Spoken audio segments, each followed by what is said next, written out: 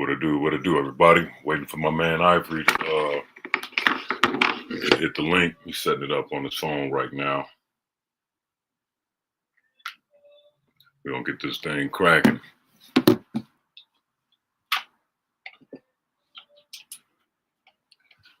Been a while, but we back at it.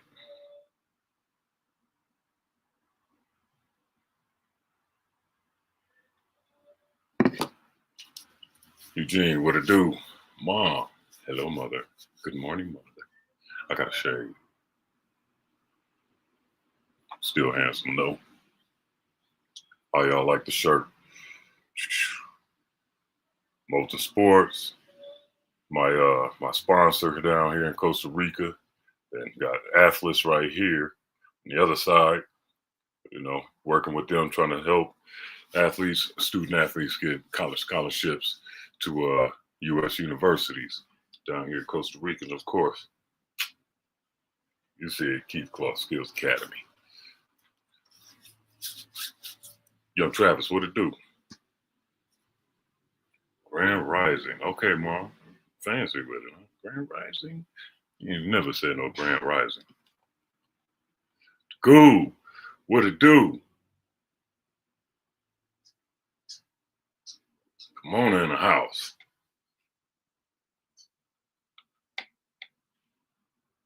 See what's up, my man.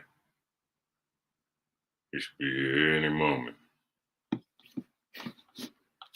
But yeah, got a nice one for y'all today. Basketball heads. Well, shit, if you ain't a basketball head, you ain't a basketball head if you don't know this name. And we go back. We go way back. So, yeah, this one's going to be real good right here.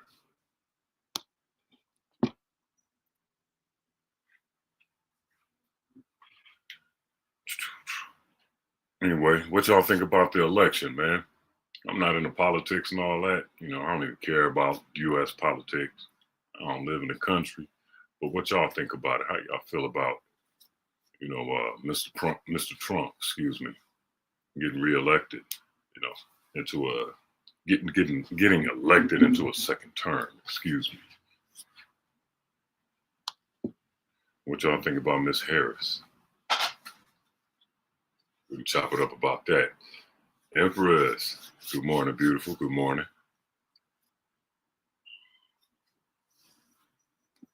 So what y'all think about this, man, with Kamala Harris losing to Mr. Trump?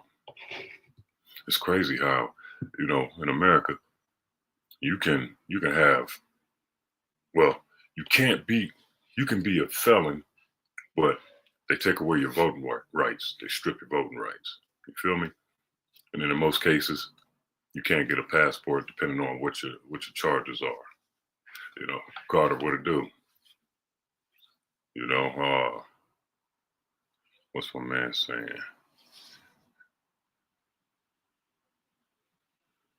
Hold on 1 second. Well, anyway, while he's trying to send a message. But you can have 34, you can be convicted of 34 felonies and not only run for president of the United States, but win. It's tripping. It never sent the code to my email.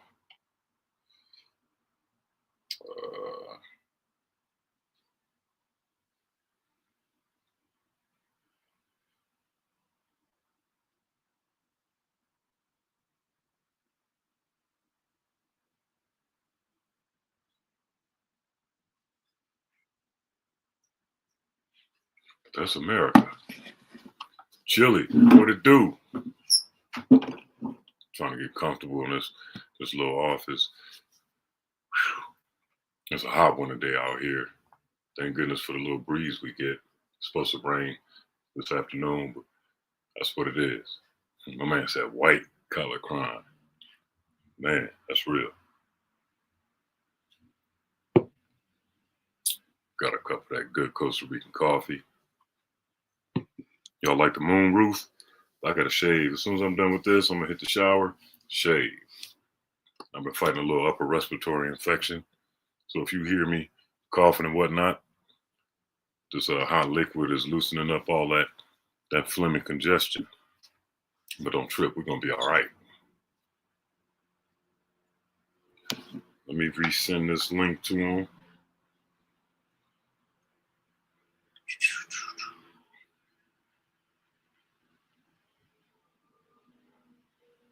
He said it didn't send to his email yet.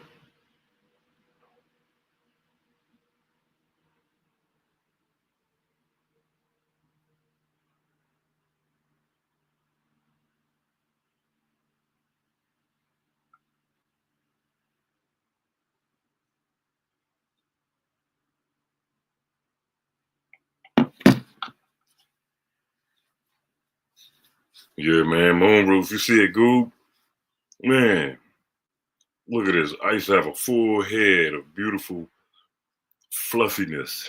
Now I got this. It was so cold when I found out that I was losing the hair, man.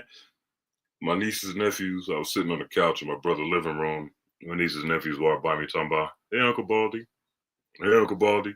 And I'm looking, man, y'all tripping because I had my little mini fro. And I was going to grow it back, call myself growing it back, right?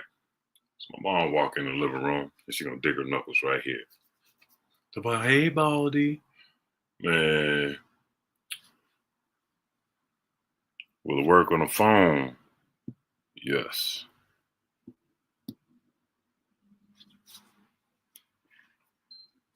And she told me she could see the scalp on the top of my head. I ain't believe it, so I ran to the bathroom, took the phone, held it up over my head, looked in the mirror. Lo and behold, I got a circle right here. It was so devastating, so heartbreaking. Because, I was always clowning my homeboys about going bald. You know what I'm saying? And here I was, actually going bald. Tripped me out, broke my heart, man. Cow leg. For real though, Goob. Shit, this was licked by more than a cow. But that's when I took the clippers to it and then followed it up with the razor blade. Devastating. Absolutely devastating. Yeah, I ran fast. Almost got the duck going under the doorway.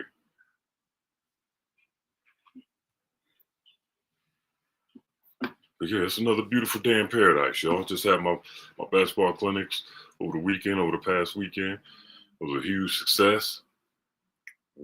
Saturday I had ages 7 to 12. And then Sunday, 13 to 18.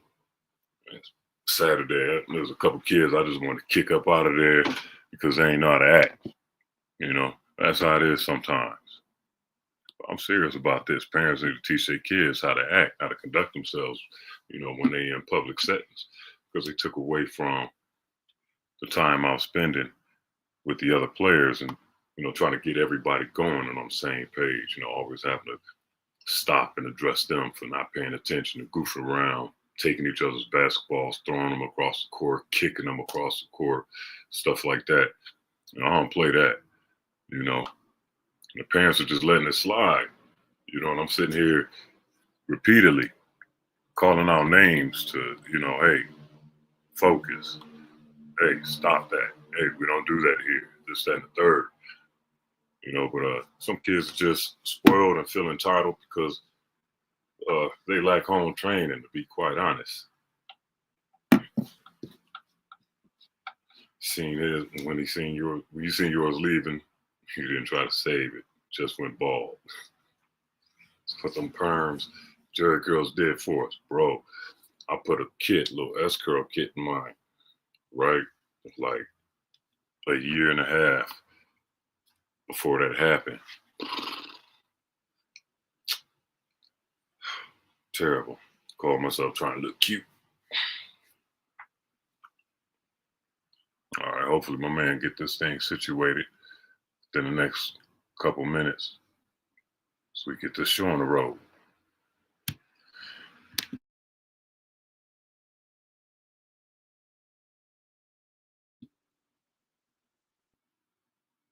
But how's everybody doing out there?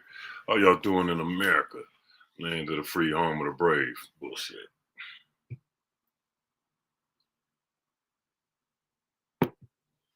What's the weather like down there in AZ, Goob? Y'all burning up yet? Or y'all cooling off? I know in California, y'all would have been bipolar. Y'all been having those heat waves where the weather was, what'd you say, Mom, in triple digits, cold as fuck.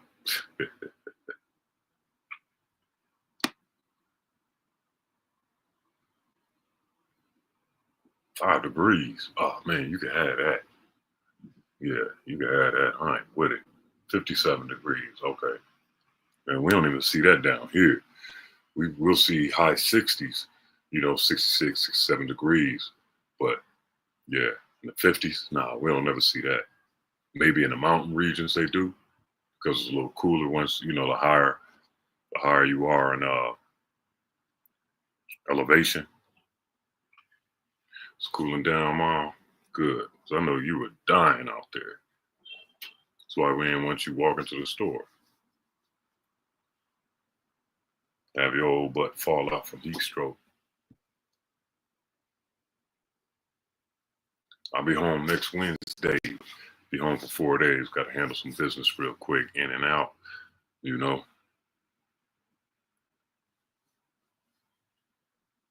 gonna have an opportunity to see too many people, unfortunately. Uh-oh, here we go. Here we go. Yes, sir. Yes, sir. What's up, Casey? My man, Ivorie. What it do? Much. How you doing? Sorry about that. Going through. Ah, don't even trip. It happens, bro. Look, I had DeAndre Bonds on here, man. It took DeAndre like an hour and a half to get it figured out. Yeah, I was checking your patience. I was like, maybe I'm not the only one that can't do this, Yeah. Don't even trip. Monique Hill, peace to you. All right, everybody. So check it out. Got a real special guest today, another one. My man, Ivorie Manning. We go way back when I was a young buck with a head full of hair. Matter of fact, when I made the call to Ivorie the other day, asking him to come on the platform, I noticed he had these long, curly locks. And I got this shit. So immediately the first thing I did is start hating on his hair and my lack of. What goes around comes around. Yeah, dude, man. So Ivorie, I want to give the people a chance to get to know who you are, man. So we're just gonna let it flow. Okay. I don't write down any questions. We just let it flow from the head and from the heart.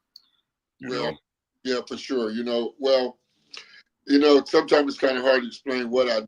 I'm a coach. Obviously I've coached high school. I've coached you on the Harlem Globetrotters specifically, and I've been a shooting coach for the last 20 or 25 years. So, I just like to say I'm a basketball savant, and I do a little of this and a little of that. You know what I'm saying? But the reason I got into ball was just to try to help young black guys have opportunities, because I think that that hurts society a lot. Guys play basketball in high school and college, and then everybody's asking them, are you going overseas? You're going over there. And people are like, yeah, I'm going overseas. But a lot of times guys wouldn't have opportunities. So that included going overseas to Globetrotters, and in some instances, the NBA also. Right on. So who are some of the notable players that you've trained, that you've worked with? Well, I kind of always start with Jerry Stackhouse and Allen Houston, because those are two guys that I probably attained more clients because of those two, because of their success. But it's been a lot of different guys. I mean, like I said, Jerry Stackhouse, Dale Davis, Jeff McGinnis, Ty Lawson, Raymond Felton, and Ira Newble, Rajon Rondo. I've worked with LeBron a couple times when a couple of my players were on the Cavaliers with him. You know what I'm saying? So it's almost been too many to name. Not to try to be disrespectful to the game. And in addition to you're an NBA player, Joaquin Hawkins, and I'm saying these names because these are guys that kind of matriculated through the Globetrotter family. Yeah. Made it to the NBA. Yeah, a lot of people don't know about my Globetrotter background, man. That I was actually a member of the Globetrotters. Yeah, that's for sure. And we were talking the other day, you and I, and the thing is, you being a 7-footer, we would play games and you would shoot the three. And I was like, come on, Keith, we need you inside. And you were like, I can hit that. Okay. So we were talking the other day about, now 7-footers are not only encouraged, they're asked to shoot the three. So it's like so many players that are kind of ahead of their time is the crazy thing to me, including yourself. Yeah, yeah. Because AAU, I played for Rockfish. Dave Benezra, Yep. and Andre Miller was my point guard. And I was a 6'11" two-man. So I was used to coming off of screens and letting them rip from 20, 25 like it was nothing. Right. I didn't learn how to play the post until I got to college. Yeah. And the crazy thing is you had those skills, but that's not what got you to the NBA. Right? Right. Shots got you to the NBA, right? Yeah. Defense was a premium back then, and now it's almost like they don't even care if you can play defense anymore. That's what's so crazy to me. What's changed about the NBA? You know what I'm saying? And why a lot of teams aren't successful. People look at the way Jason Tatum and Jaylen Brown score the ball, but Boston wins because of their defense. You know what I'm saying? Right. That is something that most players are allergic to, man.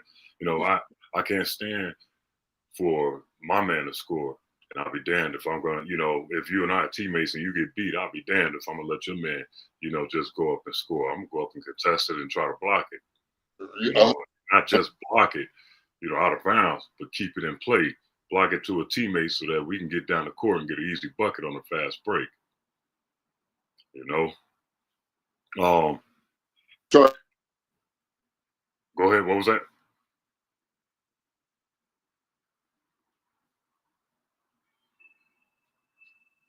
Somebody must. Okay, here you go. Is your audio working? You must have had a phone call. Phone calls will mess up the audio, all that. So if your audio's out, try to say something real quick to see if we can hear you. Nah, audio's out. So do this. Back out and come back in. Hit the link, come back in, and it'll refresh the audio. Phone calls mess it up all the time.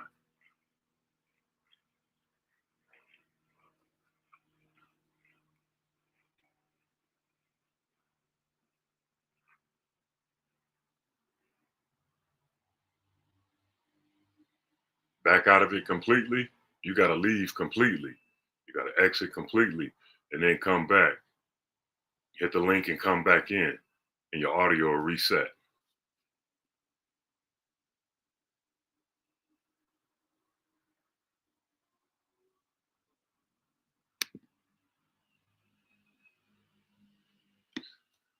That's one of the things about doing this on the phone. And people don't know that handling business, and they call them, and it interrupts whatever it is you're doing. That happens to me a lot when I happen to be visiting other friends' platforms. So it is a common thing. It is what it is. All right, he left. Now you can come on back, hit that link. Yeah, I shared the link. I sent it out to a couple of our guys from the Globetrotters, hoping they tap in. The majority of us that play for the Harlem Globetrotters, we're still in touch with each other.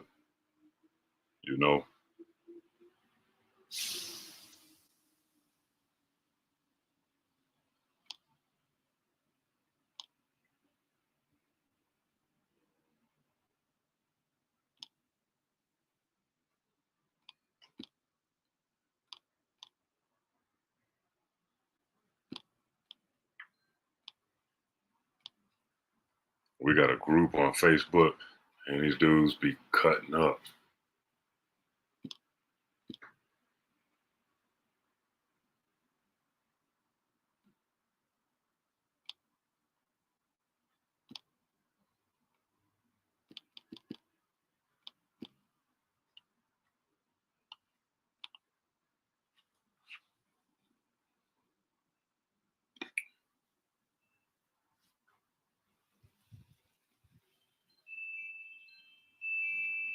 Damn, I need to shave. A couple gray hairs trying to sneak in. I'm in low key plucking on bad boys, but we'll take the clippers to this, knock it down a little bit.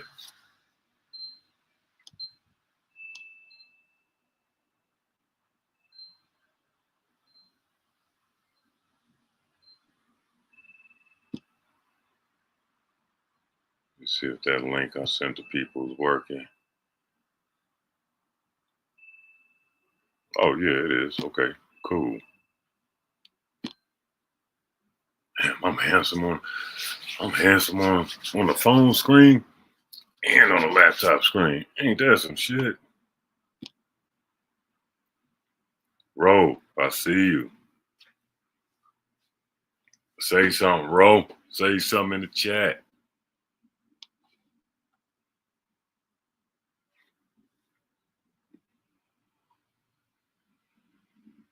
Okay, here we go. Somebody called me. I'm sorry. Yeah, don't trip. Yeah, man, it always happens. Always happens, man. Yeah, don't even worry about it. Don't even trip. But what were you saying? Well, I was just saying how, the Globetrotters and Manny Jackson, a lot of times when I tell people that I coach the Globetrotters, they're looking like, oh, yeah, you know how to coach the tricks or whatever, but they don't realize that the reason we have people like you on the team and Joaquin Hawkins and Jerome James and different players like that was because Manny wanted us to go back to the days of the barnstorming with the Globetrotters. So I was basically hired to train the team so that we would play in different competitions because he wanted to show, the people how good the Globetrotters were as far as just basketball players and not just doing the jokes and the tricks and things like that. So that's where I came into the picture. He signed a couple of players who I know you remember, Reggie Phillips and Yeah, Joaquin, who are, so, we, a lot of us can thank our careers to Manny Jackson, who believed in us and, gave a lot of us opportunities. You know what I'm saying? absolutely, absolutely. And I was asked about that recently on another platform. You know, if the Globetrotters could really play. I don't know about these kids today that they have playing with them. You know, some of them I know can play, but back in the day, late '90s, early 2000s, especially when I got there in '01, those guys could go. No, You no, know what I mean? sure. And also I got to mention Chad, Chad Growth, who was, scouting and getting all the players. Chad went out and he found a lot of players that were really, really good, back then and gave a lot of people opportunities. But yes, we definitely can play. I remember, leaving a lot of shows and things and people would say, can you guys beat the Bulls? Disrespectful to the Bulls because Oh, might be another call. Let me see. Is there another am I, call? no, I'm on there, right? Okay, yeah, I got you now. Okay. Yeah, yeah. So, but I would just say the Bulls don't want to play us Right. because because and let's say this too. People don't realize like it's not a lot of entertainment that goes from 2 years old until death do us part, like the Globetrotters. You know what I'm saying? And Yeah, people can enjoy themselves. And like I said, Manny wanted to bring the ability to have great basketball players in addition to doing the show and doing the comedy. You know what I'm saying? And a lot of people don't know yeah, how hard our road was either. We'd be on the road for 3 months straight, and the players have to not only do the routines for the crowd, but we would practice every day to get ready for competition, which we used to play the NABC All Stars here at the end of the year, all the All Stars, and then also we went to Beirut, Lebanon, and we played 4 teams over there, and we beat them over there, and that was Joaquin's year that Joaquin ended up going to the Rockets and making Rockets. So we owe a lot to Manny Jackson and to the Globetrotters, but that's where the basketball started. Remember, originally the NBA didn't have black players too, so that was another outlet for black players to be able to make money, because we didn't mention Wilt Chamberlain, maybe one of the greatest players of all time, was also a Globetrotter, which I know you looked up to, Yes, being sir. the player that came on after him. Yes, sir. Yes, sir. And also, we had the first Mongolian basketball player, Yeah, yeah, Big Shark, 7 yeah, footer. right, yeah. His boys. Have you seen his boys? Have you been following the progress of his sons? No, are they good now? They playing somewhere too? Man, his boys are in the U.S. and listen, these kids got talent, man. One of them especially, I can't remember his name, but the older boy especially, he's a monster on the court. I Oh think yeah. he's about 6'9" now. He might you be know, 18 years old. what I'm thinking about, Keith.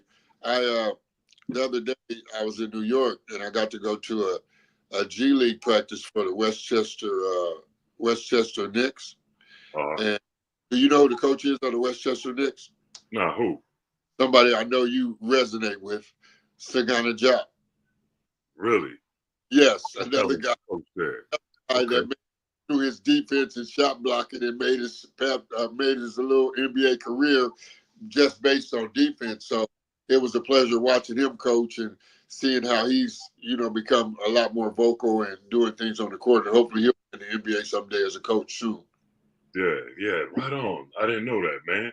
You Yeah, know, it's a good thing to hear because a lot of times, man, most of us once we're done playing basketball, we kind of fade away and do our own thing, you know, yeah, and people don't hear about us, and then you see random posts on social media uh, about name a random basketball player, you know, uh, and yeah, you see all these different names, and like, wait a minute, that's not random, right, name a forgotten player.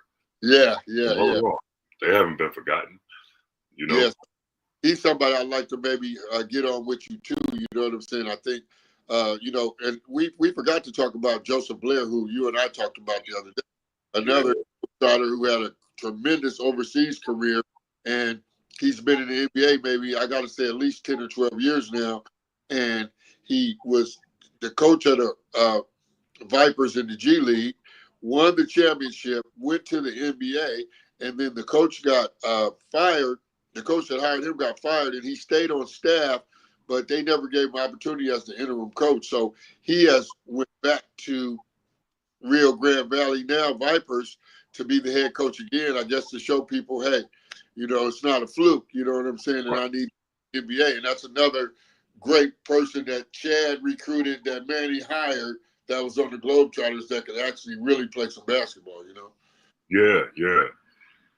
We still stay in touch with you're in the Globetrotters group, past and present, right, on Yeah. Facebook. Yes. Oh Yeah. man, dudes be cutting up in there, man. Oh yeah. He's They got. be cutting up, and it just reminds me of going on tour. First with the competitive squad, because remember we did the college tour Yes. for one Yeah. after 9/11. And Yes. here's one thing, man, that was most impactful for my short time with the Globetrotters. I had come back from Italy a week after the terror attacks. And maybe a week later, I joined you guys. And we're over there at Ground Zero. We make an appearance at Ground Zero, Yes. and I'll never forget the smell in the air, the burning flesh, you know what I mean? And Yes. then feeling the emotion, from everything that happened. It's almost like the spirits were reaching out, talking to us. Yeah. You know? Yeah. And That was crazy. yeah, man. I'll never forget that. Yeah. 9/11 Yeah. every year, Yeah. several of us will post that team picture that we took at Ground Zero. Yeah. And Yeah, Manny was big on that and just trying to give back and trying to help the community with the team any way he could. yeah, And that's why guys were there. I think at that time, I know at that time exactly where I was at. I had been working with Dale Davis, and we were in Vegas for like maybe 2 weeks, then went to LA for a couple weeks, and then I never forget, Dale was like, Ivory, I'm going to New York. Do you want to go to New York? And I was like, Dale, I need to sleep in my bed for a couple of days. You know what I'm saying? Because I hadn't been home, and so I went back to Vegas that Sunday night, and then that Tuesday is when 9/11 happened, and Dale was out there with his guys, and I think they were the second plane to leave, but until they were able to leave, they was in the hotel with no food and so on and so forth. So it's just been a scary time. You know, it was just a scary time and a terrible time for the United States. You know, the other day I got to my hotel room and they told me I was in room 911, and I honestly almost made a movie, Keith. I swear, I was like, 9/11, it's just so crazy. It brings back those memories, you know? Yeah, yeah. And, if I'm not mistaken, Cadillac Anderson was on the squad. Greg Cadillac Anderson, Oliver Miller, Yeah. Chris Morris, Simo. Yeah, I forgot about a lot of those guys, but you're 100% right. But see, that was Chad, like I said, and Manny, you know, trying to get us back to those barnstorming days, and I just loved it because, you know, Jerome James gave me a lot of credit for helping him get to the league. You know, he didn't last long, you know, coming from a small program like that, and again, they didn't know what to do with skilled big men back then. Right. You know, I go, you know, also, you know, Keith, I coached Kobe Bryant at Venice Beach with my Venice Beach team when he was 17, and he broke his wrist. And that day at the beach when we were playing, you know what I'm saying, before he was a Laker. So I ended up meeting his dad shortly thereafter. And, you know, I was like, yeah, Jelly, you know, Kobe was on my team, you know, when he broke his wrist. He was like, don't worry about it. He'll be fine. And we ended up coaching together. So he's another one that was a skilled big man that they frowned upon. You know what I'm saying? It's so Right. crazy. Right. They're And, looking for and you it's guys. just because they were so stuck on big men being close to the basket. Right. You know, where they could be more dominant. Right. But what people fail to realize about me, you know, at one point in time, you know, I played all 5 positions coming up. No, You I know, know. and I just kept growing a few inches, you know, every year, getting taller and taller. Nobody knew I'd be 7'3", but I kept working on my stuff. You know, I never let it go. And Yeah. Venice Beach is one of the places where I learned how to play. Those old heads down there used to kick my butt. You know, but they got me right and they got me tight, you know, and I'm grateful for those guys. You know, we're talking about the barnstorming. Man, that was a grind. That was a serious grind, bro, because, you know, those long bus rides, you know, and then sometimes getting off the bus, going straight to the arena, you know, and Yeah. right on the court. Yeah. I had to run the practice. You know what I'm saying? And it was like it was such a grind, you know, and Tex Harrison, you know, who was the head coach, rest in peace. Rest in peace, Tex, Tex. he never liked to get up early. You know what I'm saying? I used to try to push Tex, let's get up early, get to the town so my guys can get some rest and we can get in that gym. You know what I'm saying? But you know what they say, Keith, that what doesn't kill you just makes you stronger. And Absolutely. I think, and that's why so many of you guys were successful after the fact, because once you were on that grind and realizing how hard that was, anything else was downhill from there. You know what I'm saying? Because we had to be good every night. Not only did we have to practice and get ready for the competition that was coming, we still had to make these people enjoy themselves every night. And then also after the game, you had to do what? Sign autographs for the people. Take pictures. Which is the way that it should be. You know, one of my favorite players I work with, Allen Houston. You know, Allen and I were talking yesterday, and Allen, you know, after the game sometime, I would be so tired and, you know, ready to go, and he would just sign every autograph. But I find out now that's why he's so beloved. I try to tell a lot of young players, you know, and you were the same way, you know what I'm saying? And I remember you, Keith, when you came up and said, hey, the Clippers just signed me to, I believe it was an $8 million contract. Was it a lot of back then? You know what I'm saying? And people don't know. You did all that from the Summer League. Yep. You did that straight. Undrafted free agent. Yeah, they signed you right for the Summer League. With a hangover. Hangover. Because you remember, Ivorie, you remember, man, you remember how bad I was in my alcoholism back then, bro. Yeah. But they just did a bunch of drinks that night, I'll tell you that. And you know where you told me that at? Where you told me that at? You probably don't even remember this. The exact place you told me that at. I remember everything. The Century Club. Come on, bro. You know what I'm saying? See, a lot of people have stories because they want to impress people. You know what I'm saying? Some people, right.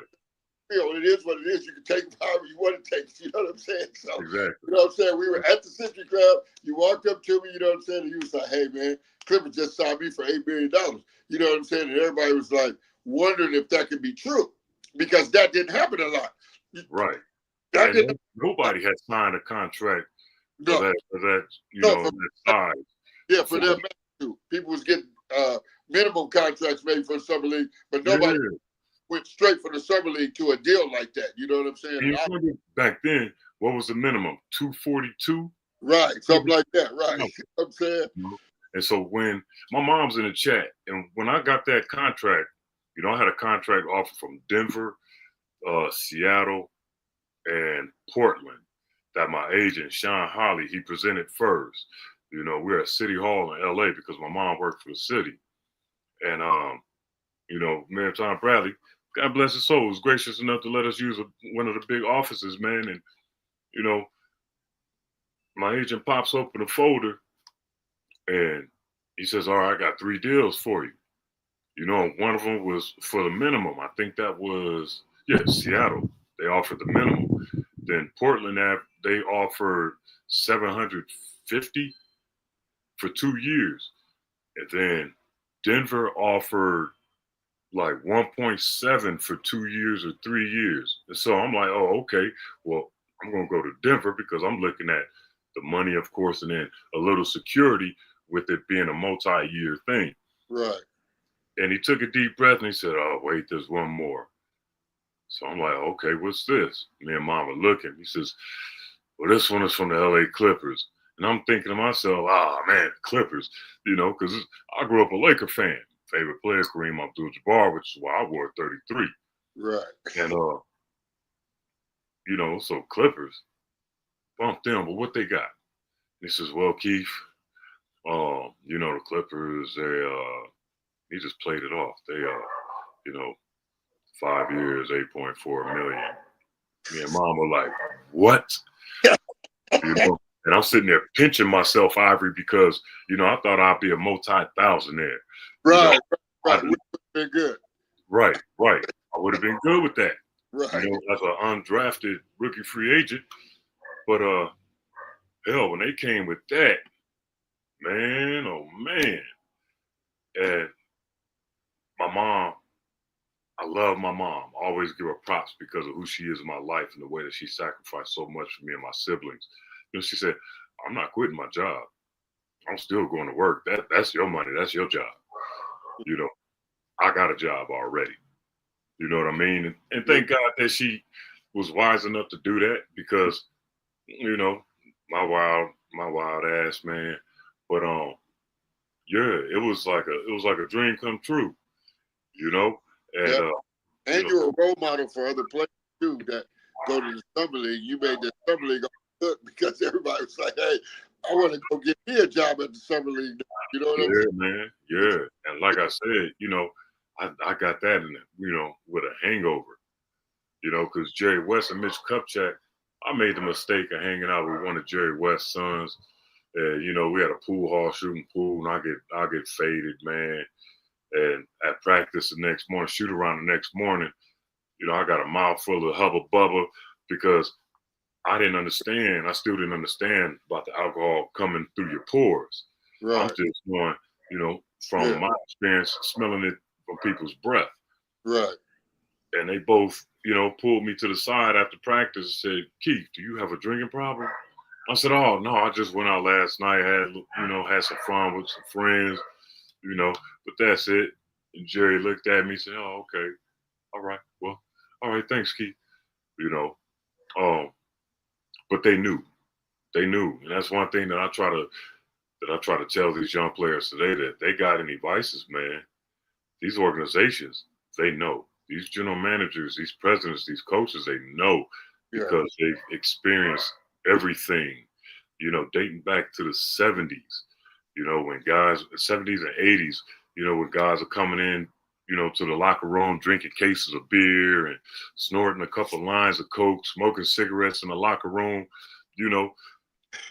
Yeah, that reminds me of a story, Keith. If you don't mind, I got to tell you this story.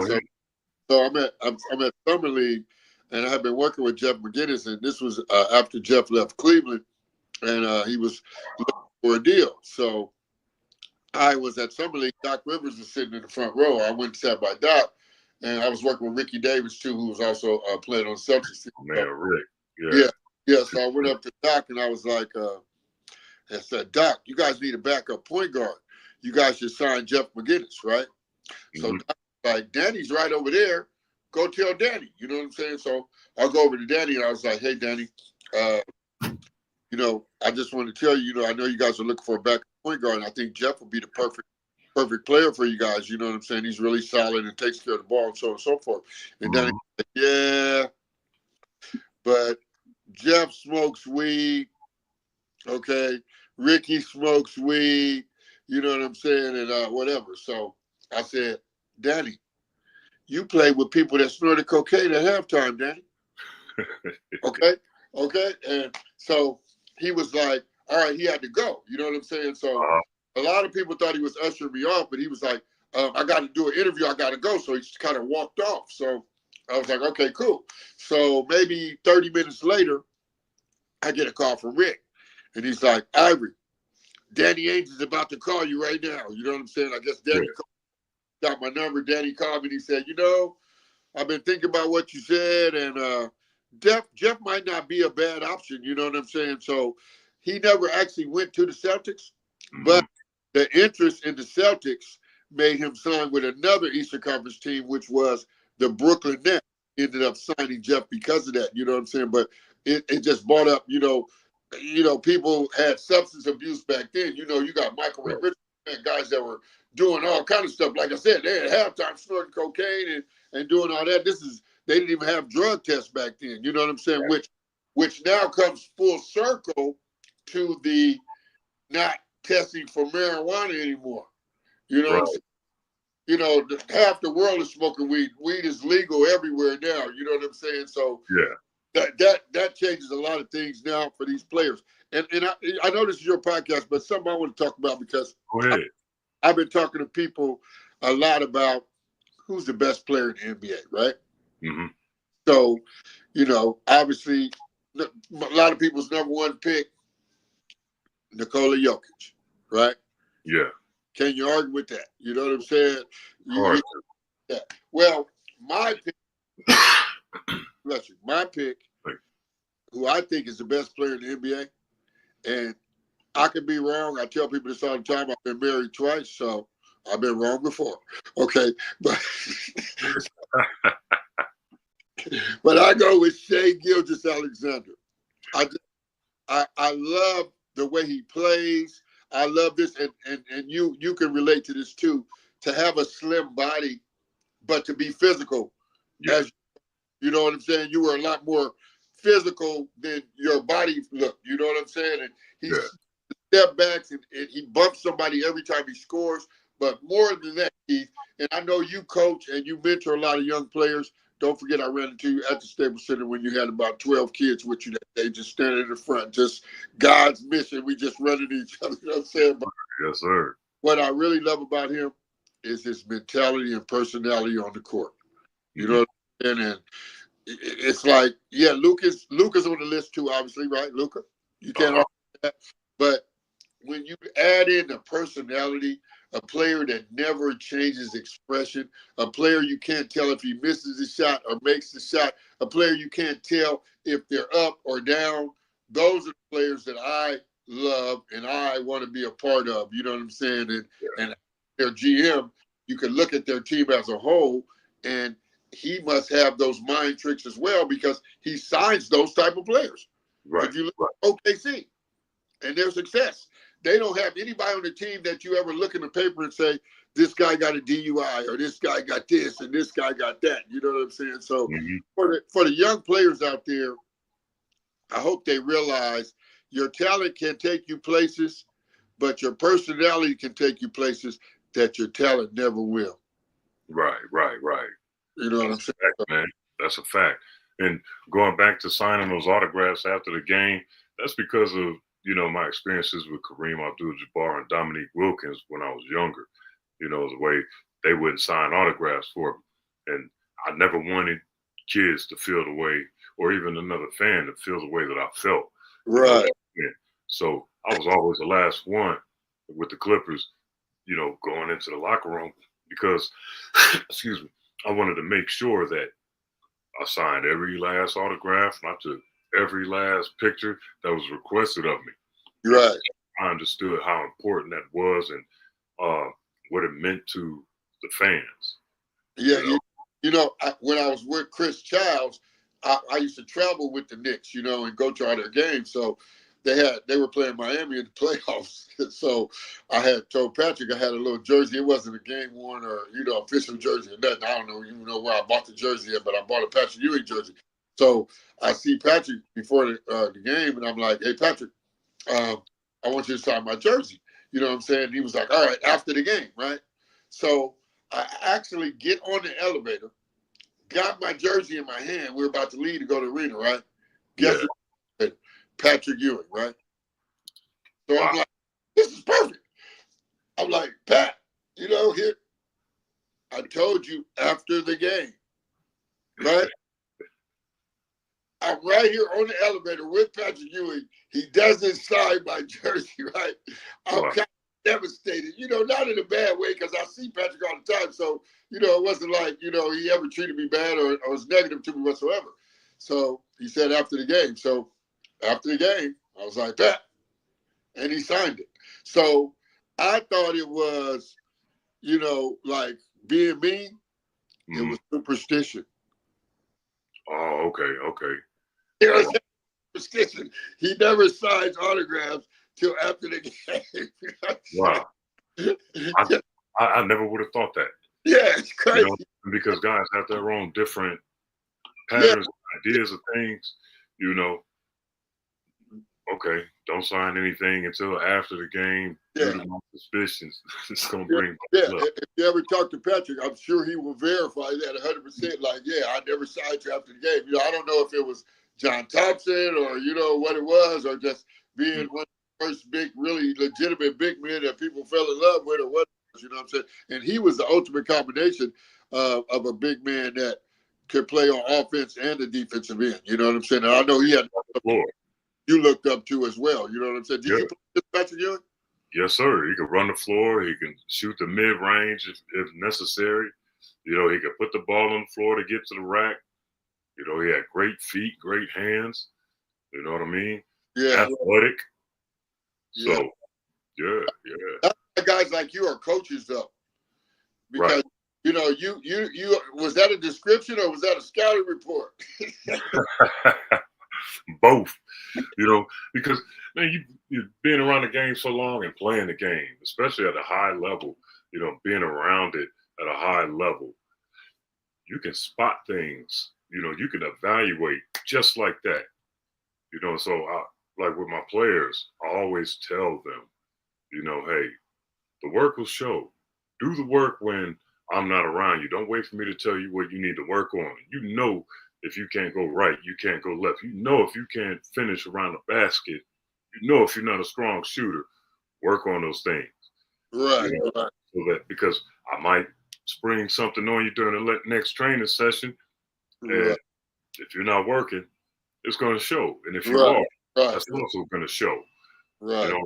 Being accountable for their own development, not just waiting for the coach to tell you, hey, do this, do that. I teach my players to use their imaginations. Be creative, because basketball is a game of creativity. It's an art.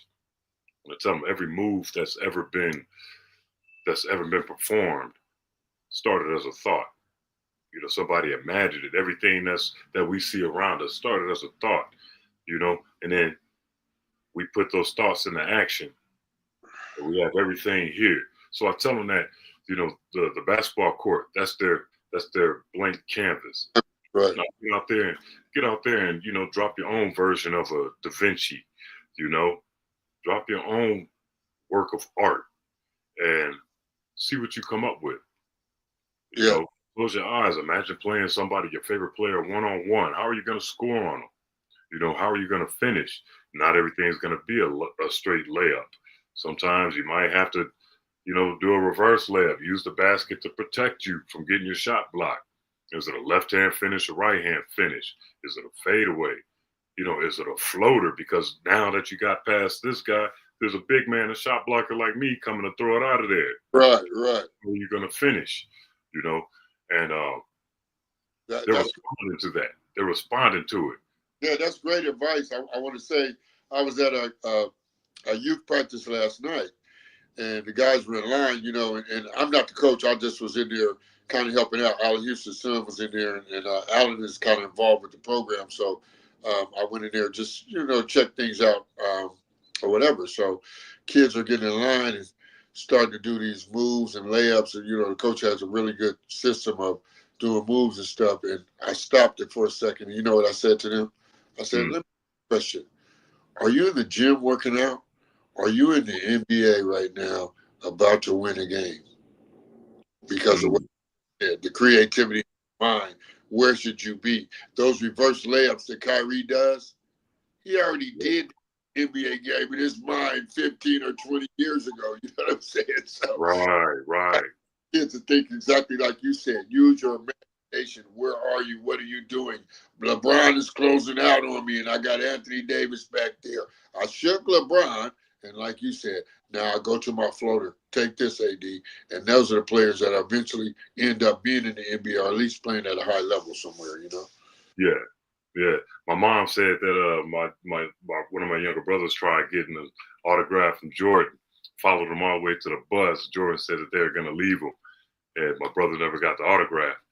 You know, Mike is on a different level. Those superstars, man, they're on a completely different level.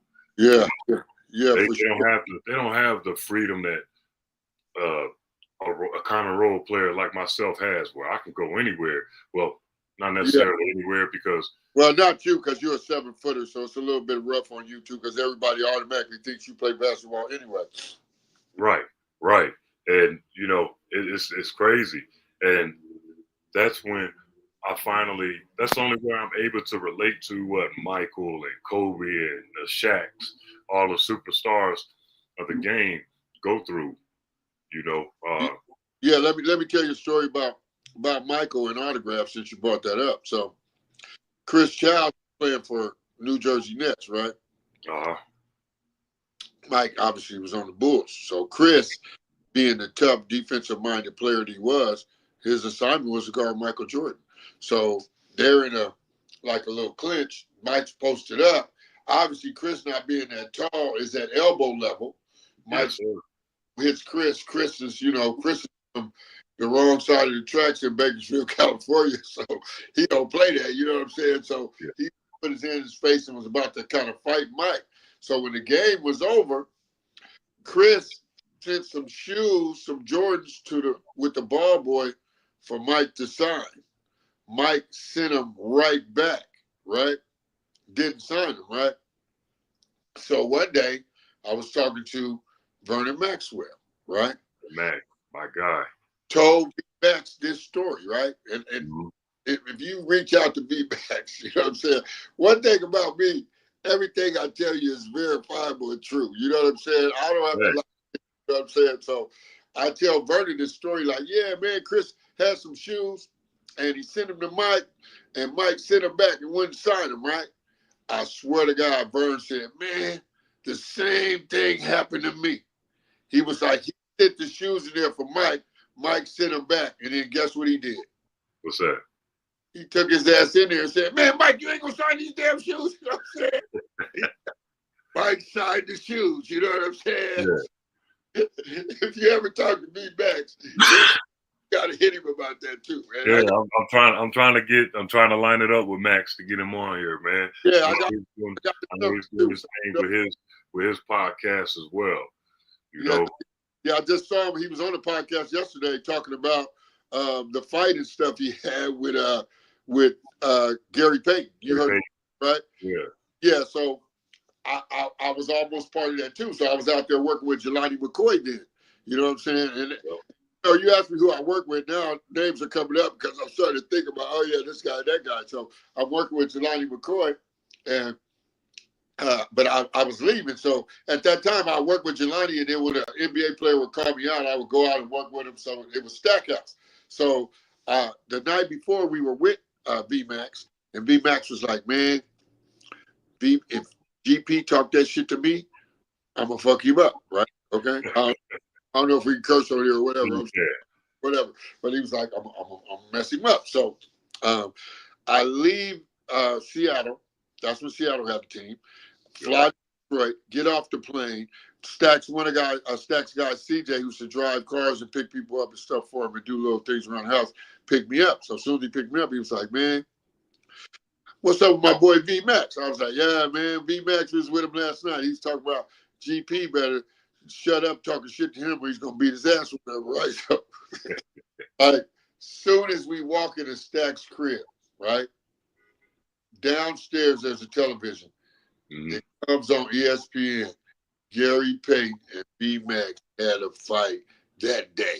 Like, that immediate, that stuff that I'll never forget in my mind. You know what I'm saying? And V-Max was talking about the fight yesterday. You know what I'm saying? Talking about, he got mad because GP elbowed Shaban in the mouth. Williams. Yeah, and then that's what got him mad. And then he said as soon as GP hit him. But, yeah, it's been some crazy stuff going on and crazy stuff we've seen over the years. You know what I'm saying? And, mentioning that, let's take it back to the incident with Jordan Poole and Draymond Green.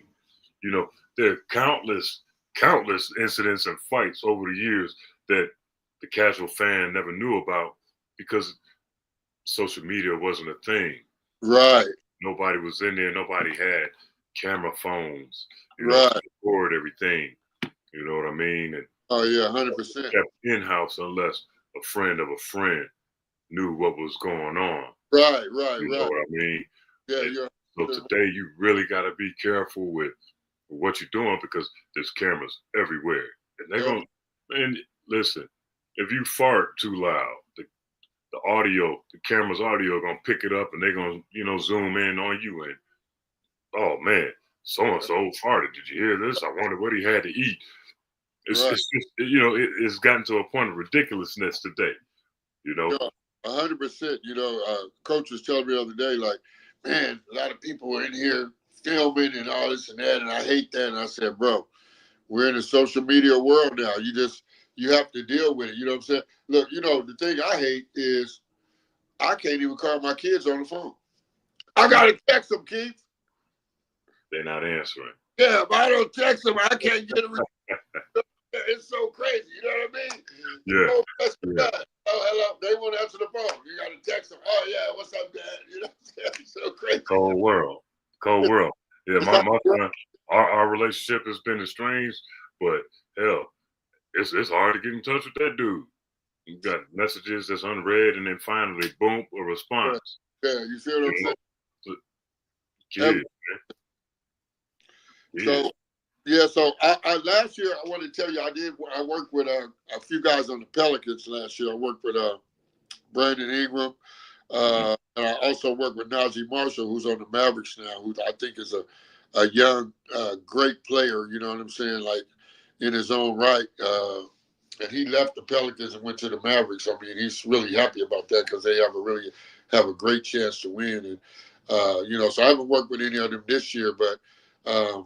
I have a youngster that plays in college in New Orleans at Loyola New Orleans, NAIA player, and he plays ball. He's been playing ball for like 5 years now, and so I've just been training him and staying loose and just being around the game. Like I said, Alan called me out here to do a couple of things with him, and and I'm lucky enough to see Sagana Job, but I'd like to see if.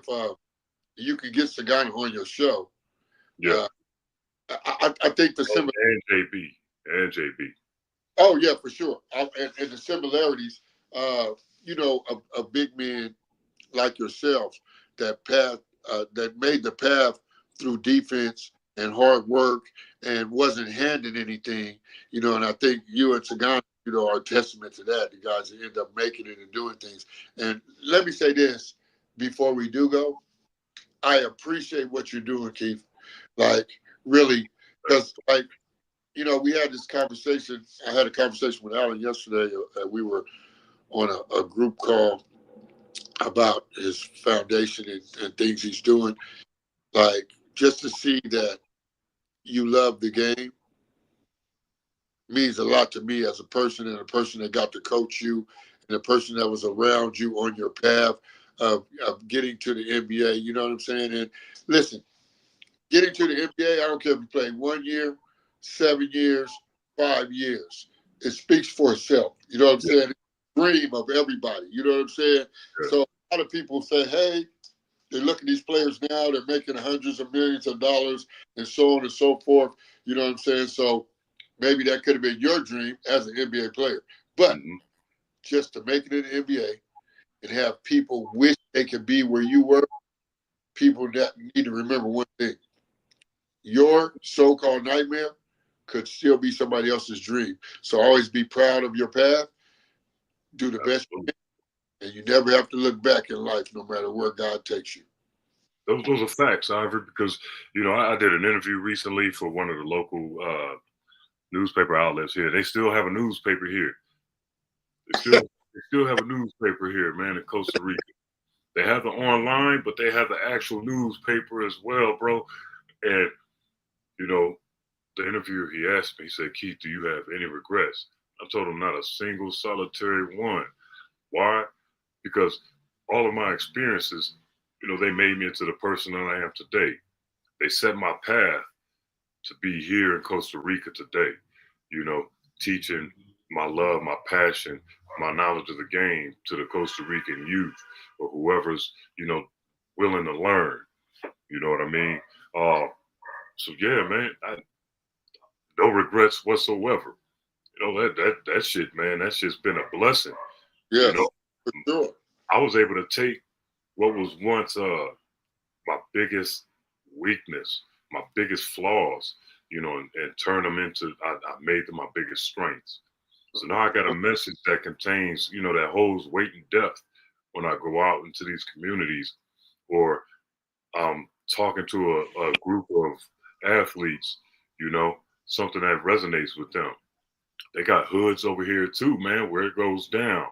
And, I feel comfortable there. Why? Because it's just like the environments that I had myself in, when I was younger. And because I'm a project baby from Connecticut, lived in South Central Los Angeles, lived in Baltimore Park, California, where we got Mexican gangs coming through, blasting every other day. I've been to the top, been to the bottom, I've been in between. Keith, So I got to run. I got to get to a meeting in about 5 minutes. But I'm going to hit you soon. And can we get together soon, please? And I'm going to put you in touch with VMAX and a couple more people if you don't have their phone number, too. All right, for sure. That'd be good, man. I appreciate it. Yo, God bless you, man. And I'll talk. Thank you, man. I love you. And keep doing you. All right, y'all. That was my man, Ivorie Manning. Listen, he's had such an extensive basketball background, and really been in the lives of a lot of players, a lot of people, and helping them to elevate, and helping them realize their dreams. And he's one of the people, he's one of the few people that we actually need in our communities. And he doesn't hold back, he doesn't bite his tongue, as you see, and he makes himself available to whoever, whenever, that's the kind of guy that I try to be wherever I'm at in the world. Life's been a journey. It's been a hell of a journey. It's a hell of a blessing. And like I said about my experiences, and any regrets, hell no, I have no regrets because it put me where I am today. It shot my life on a different path, a different trajectory that, was way beyond my wildest dreams. And to where I'm able to lean back on those past experiences in relation to what I'm doing today and being able to positively affect and change lives. You know, we got a lot of dream killers out there, and you know, shame on them. I like to nurture people's dreams and try to guide them in the direction of making those dreams a reality. You know, so and I always make myself available. People could reach out and touch me. You know, they know I'm real. I'm not just a figure that they see on TV or on YouTube on an old highlight video or a basketball card that somebody collected. You know, these kids out here, they can actually call me. They, you know, even just to hang out or just to talk and get advice, and get, you know, get knowledge and wisdom, guidance on their path. You know, I'm involved with a group out here called Athletes, who helps student athletes get scholarships to the United States to play in universities. You know, helping kids, man, helping kids get on the path of changing their lives. You know, that's what I'm about. You know, and some people that come from marginalized and low income communities, they don't have the same resources. You know, but I extend my hand to them to share my resources with them and to help them come up. You know, because everybody needs somebody at some point in time in their life. There's a point in time where I needed somebody, and you know, Ivorie, he was one of those people for me that I needed. You know, and after my stint was over with the Clippers and in Italy, hey, he had me over in, you know, he had me over there with the Globetrotters. And you know, me and Ivorie, before our conversation the other day, we hadn't spoken in several years. You know, we hadn't seen each other since, no, it's been 6 years, 5 years since we've seen each other. When he's talking about seeing me at the Staples Center with a group of kids, I had my Claw Stars Elite AAU team at a Clippers game, you know, and letting them get a chance to see what it was like and meet players and, you know, up close and personal. You know, I'm in Costa Rica, man. Most of my adult life has been spent living abroad. So they only get to see a guy like me on TV, you know, and to actually be able to reach out and touch me, it means the world to them. It means the world to children. Exactly, exactly. You know, and so I love that, Cheryl. Sometimes just a listening ear for the kiddos. That's what most of them need because we never know what's going on, you know, with them at home or at school or whatever. You know, so I always make myself available uh, because I want everybody to realize that your dreams are your own, and nobody can dictate your dreams or your path, but you can. You can dictate your path. You can dictate your own dreams by the decisions that you make. You know, we always have to be conscious of the decisions that we make and how they're going to affect us, you know. And so I ask them when they ask certain questions, how is this going to affect you? Will it be positive or will it be negative? Will it hurt you or will it help you? You know, and they're quick to find out, you know, which route to take. And I love the fact that, you know, as a coach, I take a vested interest in my players. It's not just about basketball; it's bigger than basketball for me. You know, if your grades aren't right, you're not touching the basketball at the next training session. You're going to be running. You're going to be doing push-ups. You're going to be doing sit-ups, wall sits, everything except basketball. Conditioning is a part of basketball. Physical exercise is a part of basketball. But they will not touch a ball until they correct the behaviors. You know, I'm blessed in the fact that parents still call me from abroad, from the United States, from Turkey, from China. You know, players still contact me from the Dominican Republic. You know, and just they're letting me know their progress, good or bad. You know, when the kids aren't doing what they got to do, Coach Keith is going to get on them. You know, but in a loving way, and try to set them back on that right path. You know, my people in the Dominican Republic, they're always saying, bro, when are you coming home? Never lived there, played there, coached there, but when are you coming home? Your people miss you. You know, Turkey, Abi, which means brother, we miss you. When are you coming back, Baba? We miss you. China, same thing.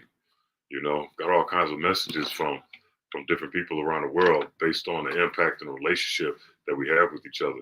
And I just wish more people were like that, you know, because it makes the world a better place, you know, and it'll alleviate so much of the trash that we have to deal with today and that our youth have to deal with. And you know, more people need to be selfless instead of selfish, you know, getting back to the old school ways of it, you know, a village raising that child. I'm grateful for my village. I'm grateful for my mother, you know, for putting her foot on my ass when necessary, you know, and it was with love. And sometimes I needed tough love, you know. Never had anything easy. My mother taught me how to work for everything. She taught me and my brothers and my sister how to work for everything, you know. The other aunts and uncles, my grandparents, they taught us how to work, you know, and to never be satisfied, you know. Um, Not everybody can come along for the ride, you know, but if we can touch one life, if we can positively influence change in one person's life, redirect their path, you know, back in the right direction, man, sky's the limit for them. And then they can go back and do the same thing. So I want to encourage people to do that. You know, get out of self, be more selfless, because the rewards come from the work, the effort that you put into people. And sometimes it's as little as what Miss Cheryl said, a listening ear, being able to listen, and then you know how to correctly guide them, you know. But that's enough rambling from me. I'm about to go make another pot of this great Costa Rican coffee. Go grab me something to eat.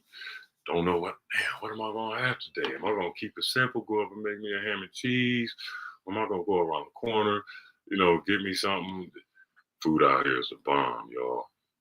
Listen, if you don't have a passport, I encourage you to get one. I encourage you to travel, see the world. We don't work just to pay bills. We work to be able to enjoy the fruits of our labors and get out and about. Go touch something. Go see something that you see on TV and on a magazine that piques your interest. You know, I got a homegirl, a long time homegirl, went out to Turkey for some dinner work. And, you know, and she had such a great time and got to see so many great things and experience beautiful things that other cultures have, you know, without the pressures, the societal pressures that we have in the United States, you know, without the everyday rigmarole and bullshit, you know. And man, oh man, you're right, Ro. We need it as adults as well. Absolutely. Absolutely. And you know, thank you, Ro. Listen, I love creating art. It's my former boss. You know, I worked security at a homeless shelter before I left and went back to China to coach. And, you know, great leader right there in her own right, taught me a lot and taught me a lot more about being selfless and giving back to the community, you know, in ways that I never thought of before. You know, thank you for that, Ro. Thank you for being who you are. We still waiting for you to get down here. What's up? You know, but yeah, go see the world. Go touch everything that you see on TV or in a magazine because that shit is real. Go smell the smells. Go taste the foods. Go see the sights. You know, I get to walk on a white sand beach and watch it transition to a black sand beach and then walk through the jungle and I got monkeys swinging all over the place. A sloth over here, you know, macaws and parakeets and whatever, and all these tropical superfoods that grow, you know, that that nurture not just the body, but it nurtures the spirit, nurtures the mind, you know, and let my life be an example. I try to use my life to be an example to people, you know. You can fall, but you can also pick yourself back up, you know, dust yourself off and keep on moving forward because there's somebody behind you that's watching you and they want to know how you gonna get past this one. Because to them, maybe it seems, you know, like it's unsurmountable, like it's impossible, you know, to get back up after you've had such a tremendous fall. But no, get up, dust yourself off and keep it moving. You know, that's enough from me. Thank you for joining me and my man Ivory Manning, episode 10, posted up with Boss Claus. Next up, oh man, I'm trying to line up my man Alton Lister, former NBA big man who's now in the Philippines. It's a 14-hour time difference, so we trying to line it up right Sunday. I have my first for the ladies. Got a great one representing for you. Chanel Smiley, a sister from another mister. If you're familiar with the Drew League, the Summer League in LA, the basketball league in LA, she's the commissioner. Her father started the league in 1973, and it was handed down to her several years ago, and she's continued to push it to the next level.